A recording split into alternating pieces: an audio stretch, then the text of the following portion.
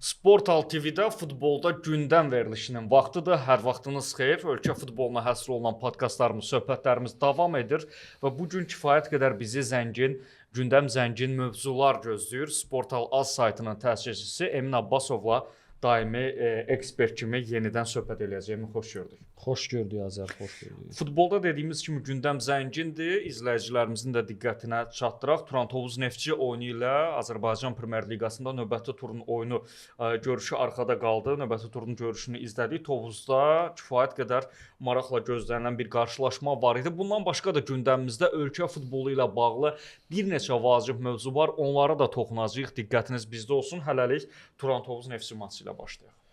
Bəli, az əvvəl bitən bir maçdır. Maraqla gözləyirdik, çünki mərkəzi qarşılaşma adlandıra bilərdik. Turan Tovuz bu mövsüm qarşısına çempionluq hədəfi qoyub. Hər halda ehtiram Quliyev buna da aydınlıq gətirib ki, çempionluq olmasa belə, çempionluq uğrunda sona qədər mübarizənin içində olmağı şərt kimi qoyublar, tələb kimi qoyublar Qurbanberdiyevin qarşısında və bu gün Neftçi ilə çox vacib qarşılaşmaları var idi. Ümumiyyətlə bilirik ki, Turan Tovuzun axır vaxtlar oyunları çox çətin keçir.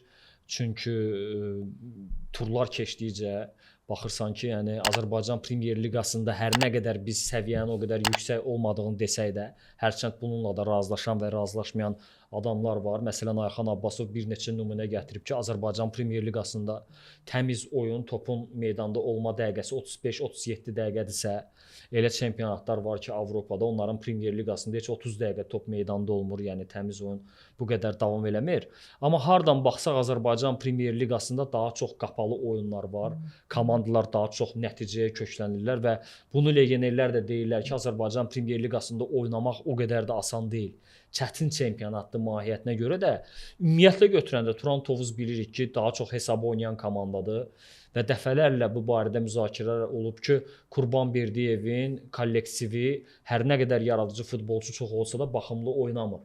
Həqiqətən də məsələn elə bu gün də start heyətinə nəzər salsaq, bax Serrano topla yaxşı oynayan futbolçudur. Olabe onun İspan komanda yoldaşı da yaxşı texnikaya malikdir. Bizimkilərdən Ayxan Hüseynovdur, Rəhim Sadıqovdur, oyuna girən Xəyal özüdür. Hamısı topla yaxşı rəftara malik futbolçular olsa da, ümumən götürəndə Turan Tovuzun oyunu yaradıcı yox, daha çox nəticəyə hesablanmış bir futboldur.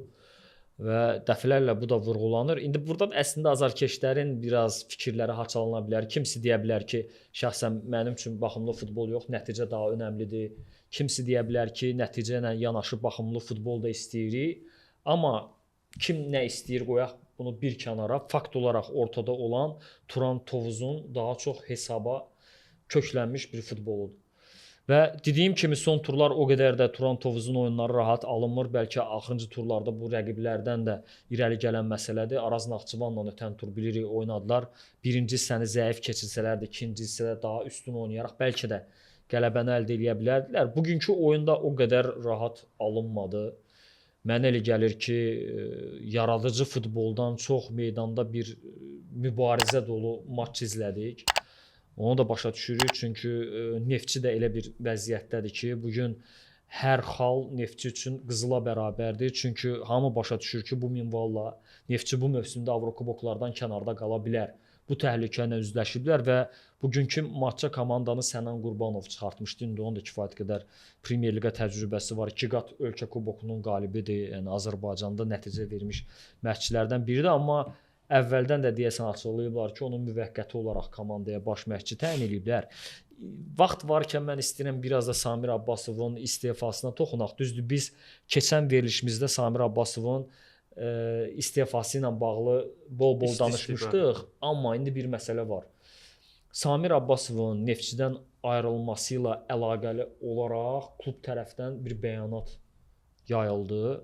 Və mən deyərdim ki, bəlkə Azərbaycan futbolunda bugünə qədər bu tərzdə bir bəyanat olmamışdı. Razı. Samir Abbasov haqqında o qədər işi haqqında detallı və biraz tam çılpaqlığı ilə məlumat verildi ki, yəni adətən bu məsələlər belə tənzimlənir. Hətta bir məşqçi özü yox, komanda tərəfindən göndərildiyi zaman belə klub öz istəyi ilə ayrıldı açıqlamasını verir. Adətən bu belə baş verir. Amma yəqin ki, Samir Abbasovun klubdan son qəpiyinə qədər təzminatını tələb etdiyi üçün klub rəhbərliyi də bu qədər sərt, bu qədər sanki əsəbi bir bəyanat paylaşdı. İndi burada da əslində iki yerə bölünür fikir ortaya qoyanlar. Yəni bir tərəfdən iddia eləyirlər ki, əgər xarici məşqçilərə təzminat verilirsə, hətta son qəpiyinə qədər niyə Azərbaycanlı məşqçiyə verilməsin və Samir Abbasovu bu təzminatı istəməkdə hardasa haqlı sayanlar var. İkinci qism düşünür ki, Samir Abbasova hər cür şərait yaradılıb, o nəticə vermək borcundaydı, amma bunu bacarmayıbsa, bu cür futbolçularla tapşırığın öhdəsindən gəlməyibsə, bu gün onun son qəpiyinə qədər təzminatını tələb etməsi doğru bir şey deyil. Bunu biraz mənəviyyata bağlayırlar. Biz bu barədə nə deyə bilərik? Əslində həm o fikri deyənlərin, həm bu fikri deyənlərin sözündə həqiqət payı var. Amma məsələ nədədir? Samir Abbasov Azərbaycanlı məşqçidir. Məsələn, bir Mutu, bir Bojoviç, bir Qriqorçuk burada qalası deyildilər və buradan gedəndən sonra bir də ola bilər ki, ümumiyyətlə Azərbaycan futbolunda görünməsinlər. Yəni daha heç vaxt onlara dəvət gəlməsin, nə onlar Azərbaycan futbolunu xatırlayası deyirlər, nə Azərbaycan futbolu çətin ki, onlara nə vaxt xatırlasın. Ona görə əcnəbilərlə bağlı durum biraz fərqlidir. Azərbaycanlı elədir ki, həmişə burdadır. Azərbaycanlı elədir ki, həmişə haqqında hər cür məlumatlar toplanır və onun atdığı bütün addımlar göz qabağındadır. Bundan sonraki karyerası da Samir Abbasovun böyük ehtimalla Azərbaycan futboluna bağlı olacaq. Çətin ki, hansısa Azərbaycanlı məşqçi xaricdən hansısa sərfəli təkliflər gəlsin. Ona görə biraz Azərbaycanlı məşqçilərin bu məsələlərə yanaşması da fərqli olmalıdır. Burada təbii ki, həm mənəvi fikirlər ön planda olmalıdır, həm özləri biraz gələcəyi düşünərək biraz da diplomatik qərar verməlidirlər. Çünki əgər hansısa bir klubda Samir Abbasov ayrılarkən bu cür maaş məsələsində prinsipiallıq nümayiş elətdirirsə, gələcək klublarında artıq bununla bağlı həmişə bir tərəddüdlər olacaq. Çünki kim nə deyirsə desin, istər futbolçu ilə, istər baş məşqçi ilə ayrılan klublar adətən bizdə 3 ayın maaşını gözə alırlar. Belə bir məncə yazılmamış qayda var. 2-3 ayın maaşını ödəyirlər futbolçuya və ya məşqçiyə, razılıq əldə edirlər və bu da yazılmamış qaydalarla düzgün getmiş bir proses hesab olunur. Bugün Samir Abbasov pulunu ala bilər. Əslində haqq elədiyi də bir məbləğdir, müqavilə baxımından mən deyirəm. Amma gələcəyə baxımından mənə elə gəlir ciddi bir mənfi təsirini göstərə bilər. Bundan sonra onunla anlaşası klublar biraz bu məsələyə çox həssas yanaşacaqlar. İndi Samir Abbasovla bağlı məsələnin bu tərəfini qoyduq bir kənara. Keçək oyunun özünə. Turan və Neftçi. Dediyim kimi baxımlı futbol izləmədik. Düzdür, təhlükəli hücumlar var idi. Həm o qapıda, həm bu qapıda. Çox deyildi. Daha çox mübarizəli bir maç oldu və oyunun baş hakimi Fərid Hacıyev də deməzdim ki, ideal oyunlarından birini elədi. Ümumiyyətlə Fərid Hacıyev üzərində çox çalışmalıdır. Çünki hər dəfə danışırıq, nöqsanları var, səhvləri var. Amma ümumən götürəndə hiss olunurdu ki, o da bugün templi oyuna üstünlük vermək istəyir. Ona görə bəzən tələsik bəlkə fit çalırdısa, amma bəzən imkan verirdi ki, komandalar oynasın, dayandırmasın, tempi aşağı salmasın. İndi nüanslara toxunaq. Məsələn, Turan Tovuzun heyətində ötən oyunda Arazlı Naxçıvanla ikinci hissədə maça yaxşı qoşulan Rəhim Sadıqov və Ayxan Hüseynov bugün start heyətdə idilər. Olabi cəzadan qayıdıb ilk 11-likdə yerini almışdı. Neftçidə Emin Mahmudov ehtiyatda qalmışdı. Bilmirəm zədəsi var idi ya yox. Amma meydana çıxdı sonradan. Böyük ehtimalla bu Sənan Qurbanovun seçimi idi. İlk dəqiqədə Rəhim Sadıqovun çox əla bir epizodu oldu. Bəlkə orada daha yaxşı davransaydı, topu qapıçının başı üzərindən atıb hətta qol vura bilərdi. Sonrakı dəqiqələrdə çox belə dediyim kimi daha çox mübarizə şəraitində keçən bir maç oldu. Bax, ilk hissədə diqqətimi çəkdi. İmad Faraş Neftçinin sağ cinahında fəal idi. 3 dəfə cinah asması elədi, heç bir effekti alınmadı. Yəni bir futbolçu hücumu yaxşı inkişaf elətdirə bilər, amma sonluğun gətirmirsə, bu problemdir. İrəli xəttdə biz gördük ki, bu oyunda da Turanın hücumçusu Santos. Bəli. Joarlim Santos. Hə, Miralem Santos onun ləqəbi yadımdan çıxdı, qısa adlandırırlar. Santos. Batista, bəli. Batista fəal olmağa çalışırdı, amma əvvəlki oyunlardakı o effektini görmədik. Mənə görə niyə? Çünki Neftçi də müdafiədə bu dəfə çox sıx oynadı. Neftçi müdafiə anlamında boşluq verməməyə çalışırdı, xüsusən standart vəziyyətlərdən sonra düz oynayırdılar. Və bir epizod yəqin ki, oyunda ən belə gözə gəlimli idi. O da Ayxan Hüseynovun tirdən qayıdan zərbəsi idi. Orada dönən topa da bir vuruş vardı, amma ofsayd oldu. Ya bəlkə də qola ən yaxın olan futbolçu meydanda həm Turan Tovuzun, həm Neftçinin heyətini ümumiləşdirib desək, Ayxan Hüseynov idi ki, qola həqiqətən çox yaxınlaşdı, amma fərqlənə bilmədi. Hardasa gözlənilən heç idi. Çünki Turan Tovuzun sanki güclü komandalarının oyunda elə bir xalı götürməsi də qənaət kimi görünür. Yəni Zirəni də bu anlamda bu cür mən qeyd eləyərdim. Fikir ver, aşağı yerlərdə gedən komandalara çox şans vermir, məğlub eləyirlər. Üst pillələrdə gedən klublardan heç-heçə eləməklə, xal qazanmaqla yuxarı pillələrdə qalmağa çalışırlar. Turan Tovuz hələ də bu ana yuxarı pillələrdə yerini qoruyub, rəqib olaraq götürsə, indi Neftçi hər nə qədər desək də ki, uğursuzluq zolağındadır, heç də optimal formasını və oyunu nümayiş elətdirə bilmir, amma Neftçi Neftçidir. Neftçidən alınan xal xaldır. Hə, ilk dövrədə orada Kənan Piriçin çox ciddi bir səhvi var idi. Neftçidə qırmızı vərəq almışdı Igor Ribeira. Oradan 3 xalla ayrılmışdı Turan Tovuz. İkinci dövrədə 1 xal qazandı. Yəni 2 dövrəyə 4 xal Neftçi ilə pis nəticə hesab olunmamalıdır. Və Sənan Qurbanov yenilik gətiribmi Neftçiyə? Bəlkə hələ tezdir. Bu qısa zaman kəsiyində bir məşqçi bir komandaya nə gətirə bilər? Düzülüşü dəyişə bilər, ab-havanı biraz dəyişə bilər, hardasa yeni nəfəs qazandıra bilər, amma oyun anlamında Neftçidə hələ keçinə yeni bir şey görmədik. Yuxarı, aşağı eyni futbolçulardır, 1-2 nəfərin yerini dəyişiblər və eyni futboldur, o qədər yaradıcılıq görünmür.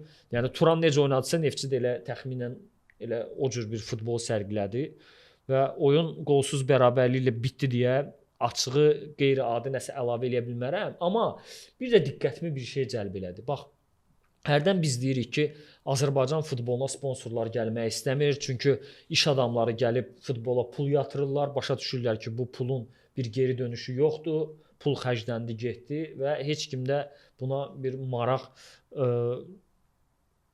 gətirə bilmir. Heç kimin də buna bir marağı yoxdur. Amma bugün mən biraz fərqli yanaşdım həm də məsələyə. Söhbət deyim nədən gedir. Sən də agah ol bizi həm TikTokda, həm YouTube'da izləyən tamaşaçılarımızla. Bax, oyun gedə-gedə banerlərin birində Xocasan Residence yazısı diqqətimi çəkdi. Və belə başa düşdüm ki, orada bir şəhərcik tikilir. Çox maraqlı bir layihədir, yeni binalar. Çünki Turan Tovuzun rəhbəri Ehtiram Quliyev iş adamıdır. Bilirik ki, onun biznes iş sferalarından biri həm də tikintidir. Ağşəhərdə və müxtəlif yerlərdə bina tikintisinə məşğuldurlar. Bax, bir şey əlavə edeyim. Məsələn, mən şəxsən Ehtiram Quliyevi Turan Tovuzun rəhbəri olmayana qədər tanımırdım. İndi iş həyatında təbii ki, tanıyanlar var idi. Hünər qrup eşitmişdim. İş həyatında təbii ki, tanıyanlar var idi, amma geniş anlamda məncə o qədər də tanınmırdı. Razı. Amma bugün Turan Tovuzun rəhbəri olaraq Ehtiram Quliyev böyük auditoriya tanındı. Ən azı Tovuzda hamı tanıyır. Ən azından Azərbaycan futbolunu izləyənlərin hamısı bilir ki, belə bir adam var, iş adamıdır, futbola pul buraxır. Və bu həm Ehtiram Quliyevin personu olaraq daha çox tanınmasına, həm məsələn dediyim kimi, bax, oyun ola bilər, məsələn, stadionda bir 5000 nəfərin, bilmirəm, indi statistikada nə qədər adam gəlib. 5-6 min azarkeşin deyək ki, gözü önündə oynanılır. Amma efir vasitəsilə bax nə qədər adam o reklamları görür. Və bu gün məsələn mən bildim ki, Ehtiram Quliyevin daha bir layihəsi var. Xocasan Rezidensiya bu şirkət tərəfindən müəyyən tikintilər başlayır və dediyim kimi Ehtiram Quliyev həm də müsbət persona olduğu üçün hamı onun insanlığından, gördüyü işlərdən, vətənpərvərliyindən, öz torpağına bağlılığından və araşdıranlar da bilir ki, mən də özüm üçün açıq araşdırmışam ki, vicdanlı adamdır, işini məsuliyyətli görən adamdır və bütün bunlar üst-üstə gələndə mən deyərdim ki, Turan Tovuz həm də Ehtiram Quliyev üçün bir yaxşı reklamdır.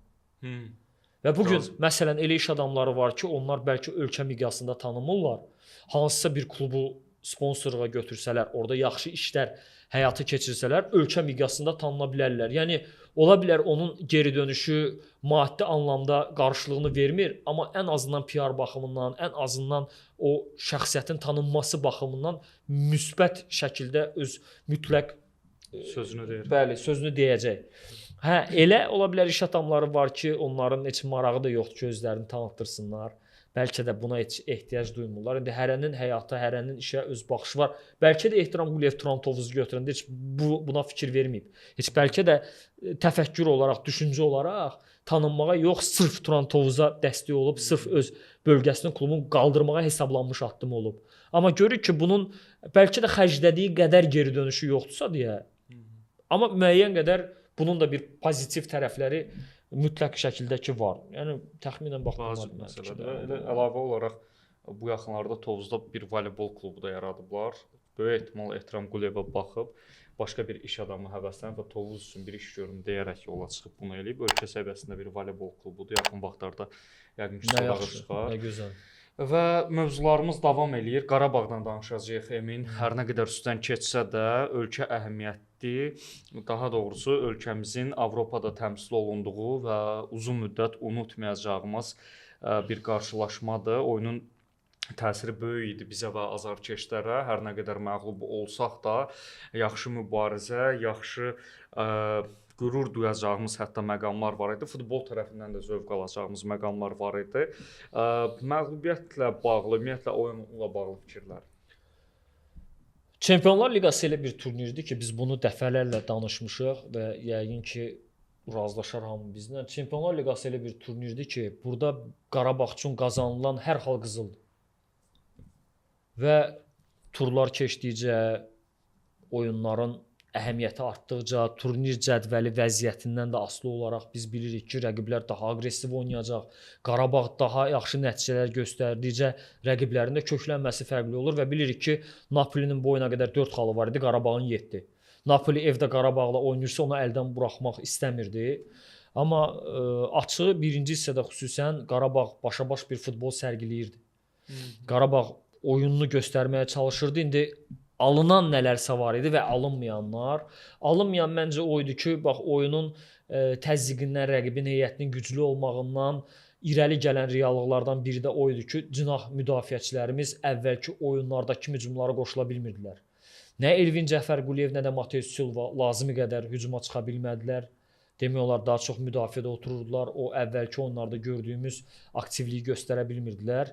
Düzdür, bunu indi bəzi ekspertlər Elvin Cəfərquliyevin bu oyunda qabağında Addayinin yox, Zubirin, daha doğrusu Zubirin yox, Addayinin oynamasını qabardaraq deyirlər. Çünki adətən Zubir, Elvin Cəfərquliyev anlaşması daha yaxşı olur. Nəinki indi Addayi ilə Elvin Cəfərquliyevin. Çünki bu oyunda Addayi sol cinahda winger oynayırdı. Zubir 10 nömrə mövqeyində playmaker kimi çıxış eləyirdi. Meydanın mərkəzində yer almışdı və Zubir də effektiv oynaya bilmədi. Ümumən götürəndə məsələn Leandro Andrade da heç cür öz oynaya bilmədi. Durana demək olar top çatmadı və orada nəsə yarada bilmədi. Amma buna rəğmən bəzi futbolçular hardasa ayaq verməyə çalışırdı bu tempə və oyuna. Komandanın ən yaxşısı Koxalski idi. O həm də həftənin rəmzi yığmasına düşdü. İnanılmaz qurtarışları ilə. Penaltini qaytarmağı ilə, sevləri ilə valeh elədi özünə hər kəsi. Yəni bir mənalı şəkildə indi hamı Koxalskidən danışır və bir məsələni də qeyd eləmək istəyirəm. Ötən mövsüm yadındadır, biz həm Buntiçin, həm Koxalskinin uğursuz çıxışından danışırdıq və artıq hamı o fikirdə idi ki, şəxsən mən özüm də ki, bu mövsümə daha yaxşı bir qapıcı gəlməlidir. Çünki nə Koxalski, nə Buntiç ümid vermirdi. Amma indi görürük ki, bəli, Buntiç ehtiyatda qalıb elə ötən mövsümki vəziyyətində, amma Koxalski ötən mövsümkinə bənzəmir. Koxalski çox fərqli görünür, Koxalski çox yaxşı çıxış eləyir, inamlıdır, oyundan oyuna get-gedə daha da özgüvənli görünür və bu maçı da yüksək səviyyədə keçirdi. 2 qolun hər ikisində bir bəxtsizliyi var idi, indi ora gəlib çatarıq. Birinci hissədə təbii ki, Medina'nın oyunu da qeyd eləmək lazımdır, ən yaxşılardan idi. Bəhlul da onunla tandemdə yaxşı göründü. Bikalyo yaxşı oynayırdı. Yankoviç nə yaxşı, nə pis. Bəlkə də imkanlarının altında çıxış elədi, amma pis də oynadı demək olmur. Belə ortabab bir futbol sərgilədi. İkili fikirlər oyadan futbolçu Adday oldu. Mənə görə ən yaxşılardan idi. Yəni hücum xəttinin dəqiqkən yaxşısı idi. Nə Leandro Andrade Adaya kimi oynaya bilmədi. Zubirə ümumiyyətlə əl qol açmağa imkan vermədilər. Durana top çatmadı. Adaya öz fiziki göstəriciləri, sürəti və topu ayağında saxlamaq bacarığı ilə hardasa o cinahda müdafiəçiyə problemlər yaradırdı, təzyiq altında saxlaya bilirdi. Bu da artıq onun o güc imkanlarından irəli gəlir. Və mən belə fikirləşirəm ki, indi hər nə qədər biz Adaya tənqidi yanaşsaq da, hər nə qədər desək də ki, Adayanın oyun intellekti aşağıdır, hərçənd bu mövsüm artıq oyun anlamaq baxımından da müəyyən irəliləyiş olunur bu futbolçuda. Sanki Qurban Qurbanov asta-asta oyundan oyuna, elə bil ki, onu ibtidai sinifdən götürüb ali təhsil verir bu futbolçuya, öyrədir futbolu necə oynamaq lazımdır. Və bu oyunda da bəzi epizodlar oldu ki, açıq yanlış qərarlar verdi. Amma mənə elə gəlir ki, məhz onun ki, o müsbət keyfiyyətləri var, sürətlidir, topu daşıya bilir, ayaqda yaxşı qalır, texnikası var. Bax, texnika deyəndə bizdə insanlar biraz bunu səhv anlayırlar. İki cür texnika var. Bir, Zubirin texnikası var. Hardasa yerində dayanıb belə hansısa fəndlər eləyə bilir. Bir Adayanın texnikası var. Adayanın texnikası daha çox sürətli texnikadır. Məsələn, bizim özümüzdə də Araz Abdullayev kimi bir futbolçu bilirsən ki, çox yaxşı vaxtları var idi. Arazın texnikası sürətli texnika idi. Araz o fəndləri sürətli eləyirdi. Və ya bəlkə daha parlaq nümunə göstərim. Bir var Messinin texnikası, bir var Cristiano Ronaldo'nun. Messinki başqa cür texnikadır. Ronaldo'nunki daha çox atletik texnikadır. Yəni bir atletin o sürəti hesabına, gücü hesabına, hardasa bax o düzgün bəlkə də hazırlıq hesabına nümayiş elətdirdiyi və istedaddan gələn texnikadır. Bu baxımdan Adayda bir çox keyfiyyətlər var. Biraz oyun anlayışını yüksəldə bilsə, mənə elə gəlir ki, Avropada bu cür futbolçulara ehtiyac var. Demirəm, top səviyyə klublar, amma hardasa Avropanın 2-ci, 3-cü dərəcəli çempionatlarından təklif almaq olar Adaya. Hər halda Ovusunu satmışdı Qarabağ, əgər yadındadırsa. Məsələn, Vacını sata bilmişdilər. Heç demək olmaz ki, bəli, Vacı belə xüsusi futbol anlayışı və ya deyək ki, xüsusi belə istedadlı keyfiyyətlər olan adam. İndi özünün üstünlükləri var idi, taran tipli idi, yaxşı sürəti və belə deyə rəqibi tapdalayıb belə keçmək qabiliyyəti var idi. Diqqəti cəlb eləmişdi. 1,6 milyon avroya satmışdılar onu Saint-Etienne-ə. Yəni heç istisna eləmirəm ki, Çempionlar Liqasında Adayın bu cür performanslarından sonra hardasa o tip klublardan Adaya görə təklif gələ bilər və nəzərə alsaq ki, yaşı da çox deyil. Bəlkə Qarabağdan bir başqa kluba da transfer oluna bilər. İkinci hissədə hardasa bəli, reallıqlar dəyişməyə başladı. İlk növbədə Napoli təzyiqi artırdı. İkinci növbədə bəlkə də elə bunu birinci növbədə deməyimiz düzgün anlar. Kevin Medina elə bil huşunu itirəndə elə bil Qarabağda huşunu itirdi. Kevin Medina ilə birlikdə elə bil Qarabağda yıxıldı. Demək olmaz ki, Samimaya girib hansısa xüsusi səhvlərlə, amma Medina elə bil komandanın dirəyi idi. Aşkarısı oldu. Elə bil ki, komandanın dirəyi yıxıldı. Və Medinanın meydanı tərk eləməsindən sonra müdafiədə boşluqlar artıq əmələ gəlməyə başladı və qollarda biraz həm də bəxtsizlik rol oynadı.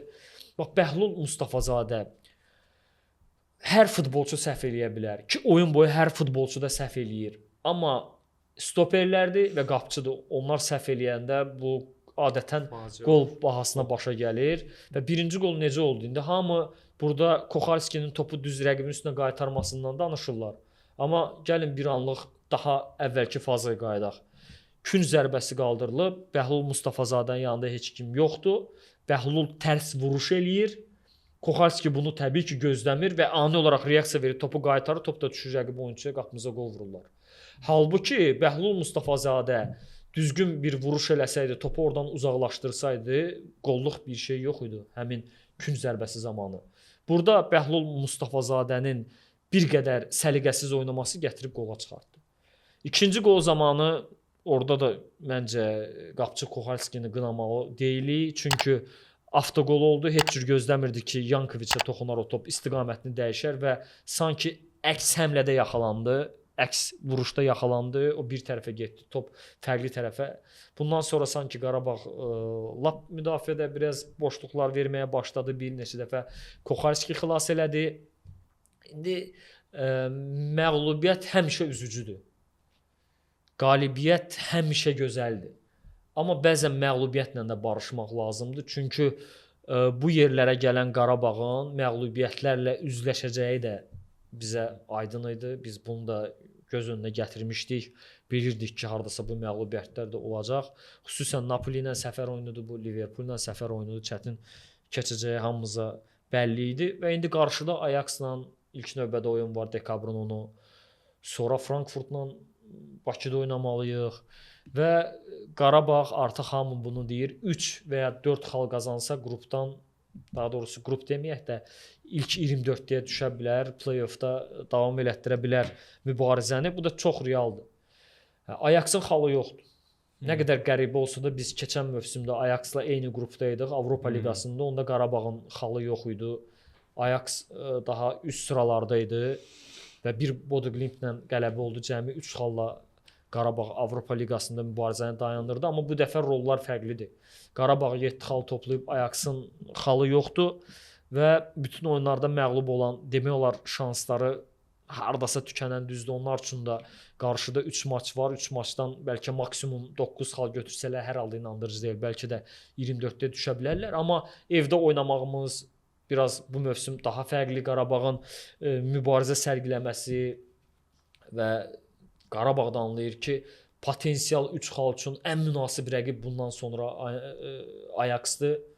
Frankfurtda ola bilər, amma mənə elə gəlir ki, bugünkü hazırlıq nisbətini götürsə Ajax daha məqbul, uyğun rəqibdir nəinki Frankfurt. Hərçənd Frankfurtun özündən də xal almaq olar. 3-4 xal olsa Qarabağ liqa mərhələsinə adlaya bilər və buna biz çox inanırıq. Və bu da çox böyük uğur olar ölkə futbolu adına. Ölkə futbolu adına danışarkən biz Sportal TV-nin efirində futbolda gündəm layihəsində həm də mütəmadi olaraq idarə etmədəki, AFFA-dakı mövzulara toxunuruq və elə məsələlər var ki, birbaşa futbolumuzun taleyinə təsir eləyir.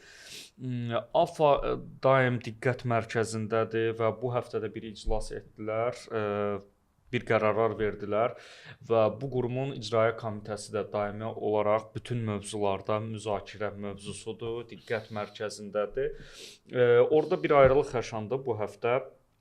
Zaur Axundovun uzaqlaşdığı bildirildi. Bir neçə məsələ var idi, indi onlara toxunacağıq, amma icraiyyə komitəsindən başlamaq istəyirəm. Orada bir yer boşalıb və bilirik ki, əslində icraiyyə komitəsində hər bir şəxsin, hər bir fərdin rolu nə qədər vacibdir. Yəni ora gələcək insanın situasiyasından və ölkə futboluna olan qatqısından çox şey asılı ola bilər. Bax bu yer uğrunda bu yerə kim olmalıdır ümumiyyətlə? Baxışı necədir? Mən əvvəlcədən də öz fikirlərimi bu mövzuda bildirmişəm və bu gün də o fikirdə qalıram ki, Azərbaycan futbolunun düşüncə mərkəzi olan, beyin mərkəzi olan belə adlandıra biləriksə, icraiyyə komitəsində futbol adamları daha çox yer almalıdır və hal-hazırki tərkib uğursuzdur. Çünki orada 1-2 nəfəri çıxmaq şərti ilə qalanlarının yaxından uzaqdan Azərbaycan futboluna əlaqəsi yoxdur. Başqa peşə sahibləridir və hansı məntiqlə bu adamları həmin icraiyyə komitəsinə gətiriblər, mən hələ də anlaya bilmirəm. Amma bilirik ki, icraiyyə komitəsinin son iclasında belə bir qərar çıxarıblar ki, Silkway şirkətinin rəhbəri olan Zaur Axundov öz istəyi ilə, işlərinin çoxluğu ilə icraiyyə komitəsindən çıxarılmasına dair müraciət eləyib və indi bir yer boşalıb. Ümid edirəm ki, o bir yerə yenə də futboldan kənar bir adamı gətirməzlər, yenə də futboldan uzaq olan bir məmur orada əyləşdirməzlər, bir futbol adamına yer açılar.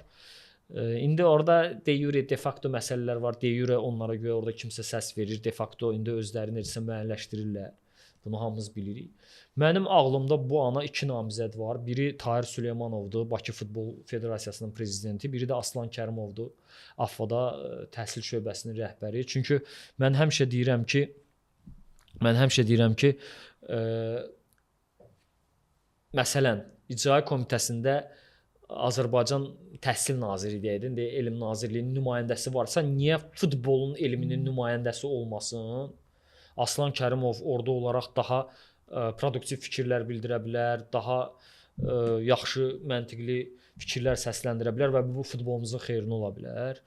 Üstəgəl məsələn Tahir Süleymanovun da Azərbaycan futbolunda böyük təcrübəsi var, bilirik. Neftçi klubunun vitse-prezidenti olub, uzun illər Turan Tovuzda çalışıb, bir vaxtlar Qarabağda işləyib müxtəlif dönəmlərdə və o da öz təcrübəsindən yararlanaraq orada bir mühüm rol oynaya bilər və əslində bir yox, mən deyərdim 3-4 futbol adamı icraiyyə komitəsinə gətirilsə, Orada o polemikada daha yaxşı gedə bilər. Siz bizdə həmişə bir mövzu haqqında danışılır, amma baxırsan ki, alternativ bir fikir yoxdur.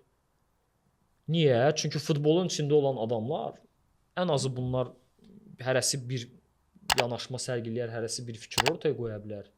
Və belə də baxarsan ki, o deyir, mübahisələrdən hansısa bir ortaq bir yaxşı fikir gəlir.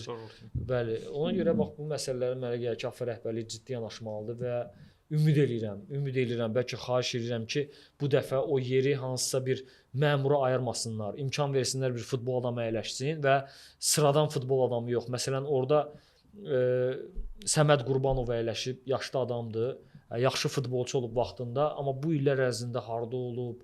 Son illərdə Neftçiyə gətirdilər. Neftçidə uğursuzluq zolağında idi elə onun vaxtında da o işləyəndə də. Adamın Azərbaycan futboluna bağlı nə bir fikirləri olub, nə bir fəaliyyəti olub. Yax ağsaqqal vaxtında gətirib əyləşdiriblər orada. Orada da sakit oturub bir fikir söyləmir. Üzdə deyil. Yəni nəyə ehtiyac var? Futbol adamı deyəndə bax mən yenə deyirəm. Tarih Süleymanovdur, Aslan Kərimovdur, başqa bir futbolun içində olan adam orada ola bilər. Bu çox vacib məsələdir.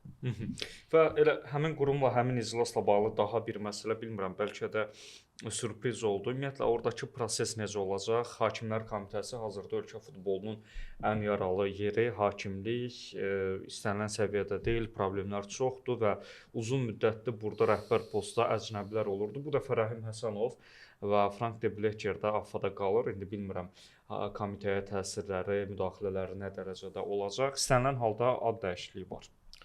Məncə De Blecheri məhz ona görə saxlayıblar ki, De Blecher gələndən sonra Azərbaycanlı hakimlərə Avropadan artıq dəvətlər çoxdur və görürük ki, üzdə olan maçlarda idarə eləyirlər. Ştuklifin vaxtında belə deyildi. Güya Elxan Məmmədov Ştukliki gətirmişdi ki, bu missiyanı yerinə yetirsin, amma o bacarmadı. De Blecher bunu bacarır, haqqını vermək lazım. De Blecher gələndən sonra Azərbaycanlı hakimlər yaxşı təyinatlar alırlar. Amma bir də çönüb bizim Premyer Liqamıza baxanda görürük ki, hakimliklə bağlı çox ciddi problemlər var. Ona görə De Blecheri orada baş katibin hakimlik mövzusunda müşavir kimi saxlayıblar və o beynəlxalq fəaliyyətdə olacaq. Amma sırf Hakimlər Komitəsinin sədri Rəhim Həsənov təyin olunub. Rəhim Həsənov Azərbaycanda öz dönəminin yaxşı hakimlərindən biri sayılır. Düzdür, bəlkə də məsələn bütün dönəmlərin top 10 hakimlərini götürsək, Rəhim Həsənov o sırada olar olmaz deyə bilmərəm, amma burada da bir dənə yanlış yanaşma var. Hərdən bizdə məşqçilərlə bağlı belə bir ifadə işlədirlər, biraz açıq cahiliyana ifadədir. Bu nə futbolçu olub, indi nə məşqçi olsun. Halbuki hətta dünyanın ən yaxşı futbolçuları belə gəlib yaxşı məşqçi ola bilmirlər. Futbolçuluq fərdi bir şeydir, məşqçilik bir sistemin idarə olunmasıdır və hansısa bir adamın yaxşı məşqçi olması üçün mütləq deyil yaxşı futbolçu olsun. Futbolçu oldu, futbolun içində varsa bu kifayət eləyir. Yəni bir də bir şey var. Ola bilər ki, X bir adam çox yaxşı hakim olub, amma bunun Hakimlər Komitəsinin sədri olacaq keyfiyyətləri yoxdur. Çünki bir qurumun rəhbəri olmaq üçün sənin müəyyən xarakterlərin olmalıdır. Bu bəlkə də hardasa prinsipiallıqdır, kollektivlə düzgün işləməkdir, ictimaiyyətlə ünsiyyət qurmaqdır. Hakimlərin inkişafına nail olmaqdır, hakimlərin özləri arasında belə potensiallı adamları seçib onlara yol açmaq və s. keyfiyyətlərdir. Rəhim Həsənovu mən çox yaxşı tanıyıram, çünki 1999-2000-ci illərdə biz Rəhimlə birlikdə Moyqun 2-ci komandasında oynayırdıq. Cavan yaşlardan bir-birimizi tanımışıq, daha doğrusu yeniyetməli yaşlarından. Rəhim stoper oynayırdı, uca boyu var idi, yaxşı da futbolçu ola bilərdi. Sonradan zədələr ona mane olub deyə futbolçu olmayıb, hakimliyi seçib. Hakim olduğu vaxtlarda da prinsipial xarakter nümayiş elətdirirdi. Hər hakimin səhvi var. Ümumiyyətlə elə hakim yoxdur ki, onun karyerasında səhvlər olmasın. Əsas yəqin ki, onun hansısa o pis hadisələrdə iştirakçı olmamasıdır ki, şükür Allah mən Rəhim haqqında belə şeyləri heç vaxt eşitməmişəm və sevindirici odur ki, nəhayət AFFA-da fikir verin. Həm əsas milli komanda, həm aşağı yaş qrupları üzrə milli komandalarda Azərbaycanlılar çalışır. Hakimlər Komitəsinin sədri olaraq uzun fasilədən sonra nəhayət yenə bir Azərbaycanlıya şans veriblər. Əsas odur ki, istəklidir, gəncdir, iş görmək istəyir. Fürsət versinlər, kömək eləsinlər. Məncə Rəhim Həsənov öz ağırlığını qoya bilər Hakimlər Komitəsinin rəhbəri kimi. Təşəkkürlər Emin. Sportal TV-də siz futbolda gündəm verilişini izləyirdiniz. Ölkə futbolu ilə bağlı mühüm hadisələri Sportal AS saytının təsisçisi Emin Abbasov ekspert qismində bizim üçün dəyərləndirdi. Yaxın günlərdə növbəti buraxılış və mövzularla qarşınızda olacağıq. Hələlik.